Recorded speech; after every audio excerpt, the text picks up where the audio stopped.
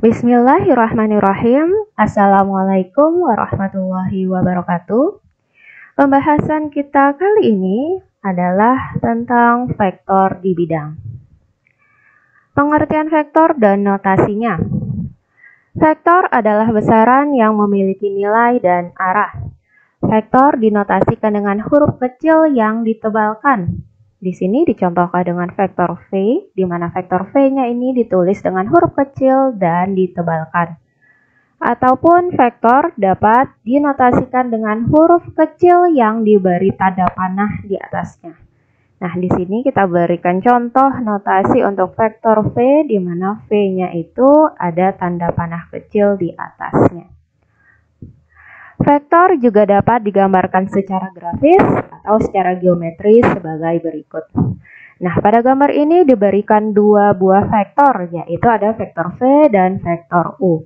Nah, jika kita perhatikan bersama di sini, vektor V-nya ini digambarkan seperti sebuah garis yang memiliki tanda panah.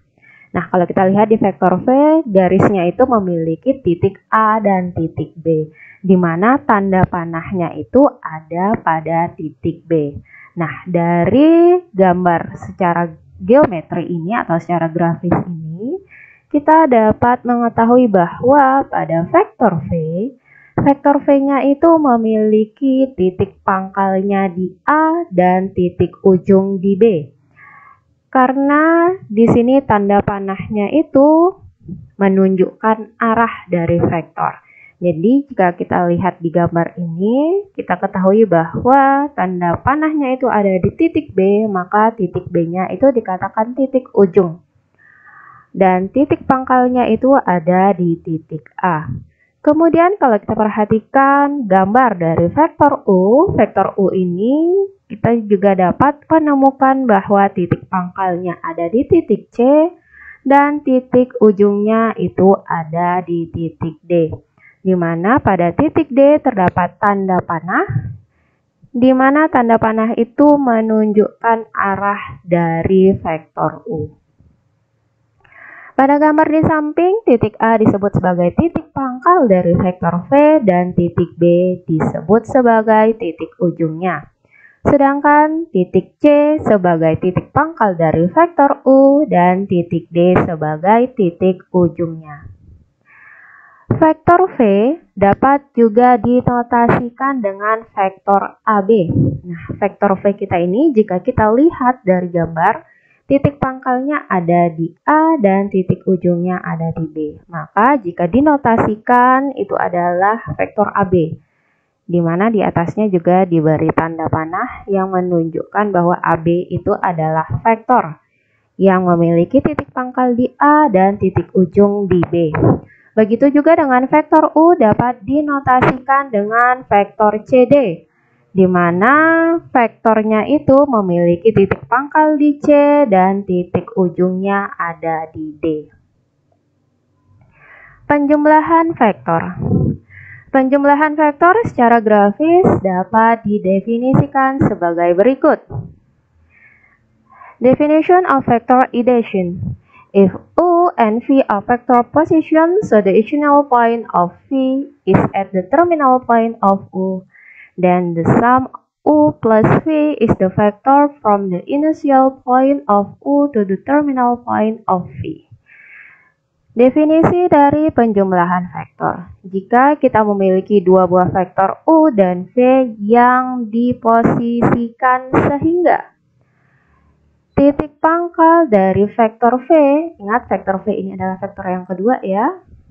Titik pangkal dari vektor V ataupun titik pangkal dari vektor yang kedua ada di titik ujung vektor yang pertama. Atau titik pangkal dari vektor V itu ada di titik ujung vektor U. Maka penjumlahan vektor U dan V adalah vektor yang memiliki titik pangkal di titik pangkal U dan titik ujungnya itu ada di titik ujung dari vektor V. Jadi penjumlahan vektor itu akan dapat dilakukan apabila titik ujung dari vektor yang pertama bertemu dengan titik pangkal vektor yang kedua. Nah, kalau kita perhatikan di sini, kita memiliki dua buah vektor yang digambarkan berwarna biru berikut, yaitu vektor AB dan vektor BC. Lihat tanda panahnya, vektor AB titik pangkalnya di A, lalu titik ujungnya di B. Sementara vektor BC titik pangkalnya di B dan titik ujungnya ada di C. Nah, yang ingat berdasarkan definisi dari penjumlahan vektor itu adalah titik ujung dari vektor yang pertama bertemu dengan titik pangkal vektor yang kedua.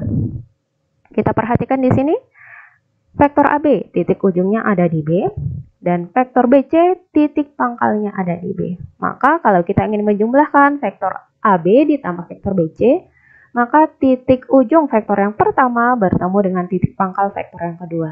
Nanti bentuknya akan seperti ini gitu ya. Nah, dari bentuk itu kita akan dapatkan penjumlahan vektornya itu adalah dari titik pangkal vektor yang pertama menuju ke titik ujung vektor yang kedua, yaitu pada garis merah ini. Dengan demikian dapat dinyatakan bahwa vektor AC itu sama dengan vektor AB ditambah dengan vektor BC. Nah, untuk penjumlahan vektor secara grafis ini nanti dapat ditemukan dua buah bentuk. Yang pertama itu dinyatakan sebagai hukum segitiga ataupun penjumlahan vektor berbentuk segitiga. Lalu nanti ada bentuk yang kedua ataupun hukum yang kedua yaitu yang berbentuk jajar genjang.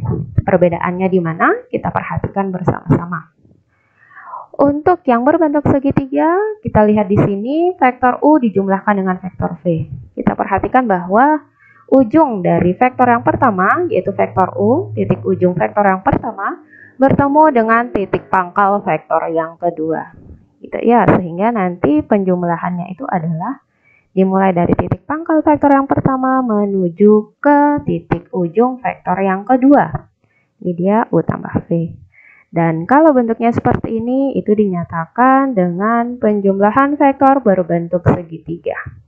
Nah, kemudian ada lagi penjumlahan vektor yang berbentuk jajar genjang. Kapan itu terjadi? Ketika vektor U dijumlahkan dengan vektor V, tetapi ternyata pangkal vektor U bertemu dengan pangkal vektor V. Seperti ini dia ya. Kita perhatikan bersama bahwa titik pangkal dari vektor U ini berimpit dengan titik pangkal dari vektor V. Sehingga kita nggak bisa menggunakan hukum segitiga. Maka kita gunakan hukum jajar genjang. Di mana berdasarkan definisi penjumlahan vektor itu dinyatakan bahwa penjumlahan vektor dapat dilakukan apabila titik ujung vektor pertama bertemu dengan titik pangkal vektor yang kedua. Kita lihat di sini ada vektor U. Ini titik ujungnya, maka kita harus pertemukan titik ujung dari vektor U ini dengan titik pangkal vektor yang kedua, yaitu vektor V. Nah, pada vektor V di sini ya di sebelah kiri. Jadi kita bentuk ataupun kita cari proyeksi dari vektor V ini, di mana nanti titik pangkal dari vektor V ini bertemu dengan titik ujung vektor U. Nah, ini dia proyeksinya yang berwarna hitam. Ingat yang namanya proyeksi itu arahnya harus sama, panjangnya juga harus sama. Nah, kemudian di vektor V-nya juga sama. Di vektor V-nya ini, titik ujung dari vektor V ini harus bertemu dengan titik pangkal vektor U. Kan seperti itu. Nah, jadi agar bertemu dengan titik pangkal dengan vektor U, maka kita cari proyeksinya kembali. Nah, ini dia proyeksi untuk vektor U yang memiliki arah yang sama dengan vektor U dan juga panjang yang sama dengan vektor U. Ini kita proyeksikan vektor U-nya. Di sini kita proyeksikan vektor U, lalu di sebelah kanan ini kita proyeksikan vektor V, maka nanti akan ketemu titik ujungnya. Maka penjumlahan vektor U dan vektor V itu dimulai dari titik pangkal vektor U dan V menuju ke titik ujung dari proyeksinya. Nah, ini dia. Ini adalah penjumlahan vektor U dan V yang menggunakan hukum jajar genjang. Lalu pengurangan vektor. Pengurangan vektor secara grafis dapat dinyatakan sebagai berikut. Di mana U kurang V itu sama dengan U ditambah negatif V. Nah, Negatif V ataupun negatif dari vektor V adalah vektor yang memiliki nilai ataupun panjang yang sama dengan vektor V, tetapi memiliki arah yang berlawanan. Oke, sekarang kita perhatikan gambar berikut. Kita memiliki dua buah vektor, yaitu vektor V dan vektor negatif V. Gitu ya. Nah, kalau kita perhatikan di vektor V-nya ini, dia memiliki titik pangkalnya di A, titik ujungnya di B. Nah, kalau di negatif V, kita perhatikan bahwa panjang vektornya sama. Panjang vektornya sama dengan vektor V, tetapi kalau kita perhatikan arah vektornya berbeda. Kalaulah di vektor V, pangkalnya itu adalah A dan ujungnya adalah B, titik B. Sementara di negatif vektor V, titik pangkalnya itu adalah titik B dan titik ujungnya adalah titik A. Jadi ada perbedaan arah. Dan inilah yang nanti kita gunakan pada proses ataupun operasi pengurangan vektor. Sebagai contoh, kita punya vektor U dan vektor V. Kita mau mencari U kurang V, gitu ya. Nah, kalau kita lihat di sini, vektor U-nya itu nanti kan arahnya ke atas. Jadi kalau kita mencari U kurang V, kita cari dulu negatif V-nya. Nah, berarti negatif V-nya itu apa? V-nya itu harus memiliki arah yang berlawanan gitu ya. Negatif V harus memiliki arah yang berlawanan dengan vektor U. Kalau yang V-nya itu mengarah ke atas, maka negatif V-nya itu nanti mengarah ke bawah. Dan panjangnya itu harus sama dengan vektor V. Sehingga kita dapatkan di sini negatif V. Maka kita dapatkan bahwa vektor U bertemu dengan pangkal dari negatif V. Nah, karena pangkal ini bertemu, kita gunakan hukum jajar genjang, gitu ya. Seperti ini, kita proyeksikan vektor U-nya di sini, kemudian nanti kita proyeksikan negatif vektor V-nya di sebelah kanan, maka nanti kita akan dapatkan hasilnya U kurang V.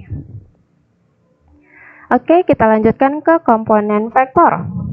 Misalkan vektor digambarkan dalam sistem koordinat Kartesius dua dimensi sebagai berikut. Nah, ini kita memiliki vektor A, gitu ya, yang memiliki titik pangkalnya 0,0 dan titik ujungnya itu adalah A,1,A2. Ini dia ya koordinat dari vektornya. Koordinat tersebut dapat dinyatakan sebagai komponen vektor dan dinotasikan sebagai berikut. Jadi vektor A memiliki komponen A1, A2, di mana tanda kurungnya itu tanda kurung seperti ini ya. Berbeda kalau koordinat itu kurungnya kurung biasa. Lalu kalaulah komponen vektor dia kurungnya seperti ini. Dengan mengetahui komponen vektor dapat ditentukan panjang dari vektor tersebut, yaitu panjang vektor A sama dengan akar pangkat 2 dari A1 kuadrat ditambah A2 kuadrat. Kemudian vektor basis. Vektor basis adalah vektor yang memiliki panjang satu satuan dan memiliki arah positif ke sumbu X dan sumbu Y. Jadi, jika kita perhatikan di koordinat kartesius berikut ini, vektor basisnya itu terdiri dari vektor basis I dan J. Karena pembahasan kita ini masih di bidang ya, di dua dimensi, maka kita hanya memiliki sumbu X dan sumbu Y.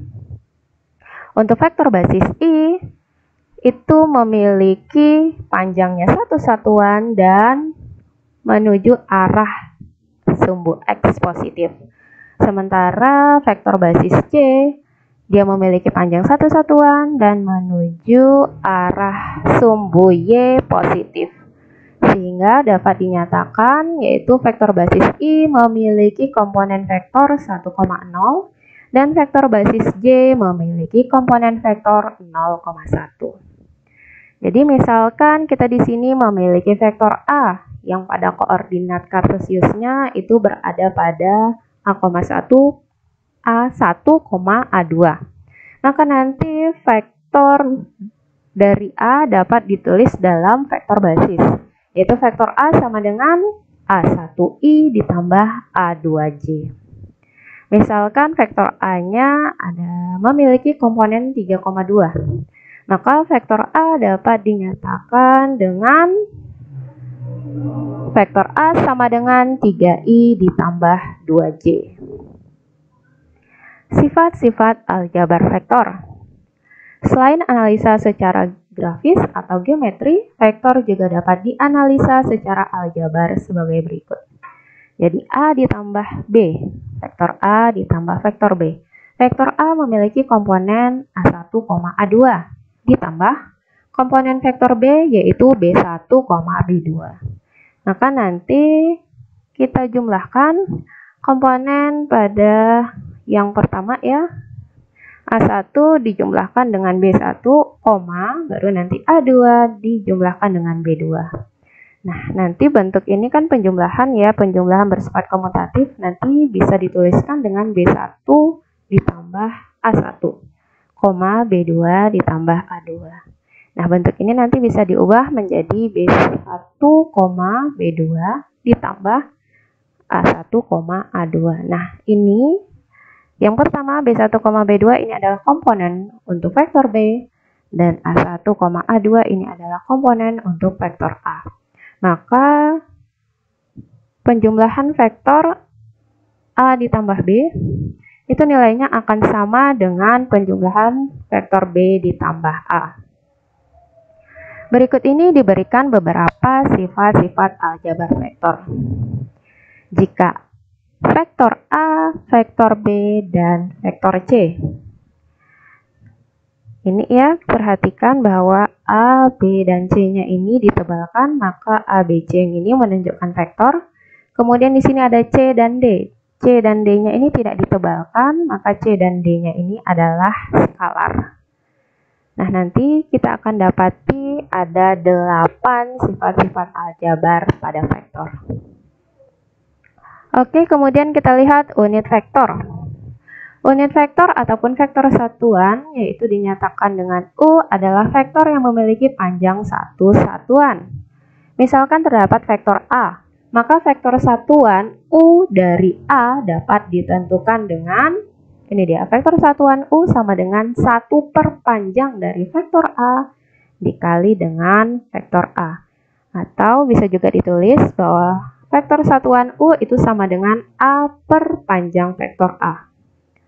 Untuk mengecek bahwa vektor satuan memiliki panjang 1, maka dapat ditentukan sebagai berikut, yaitu panjang dari vektor U itu sama dengan akar pangkat 2 dari U1 kuadrat ditambah dengan U2 kuadrat.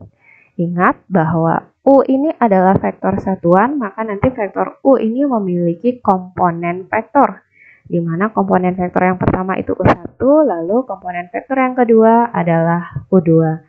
Sehingga nanti panjang dari vektor satuan U itu sama dengan akar pangkat 2 dari U1 kuadrat ditambah U2 kuadrat.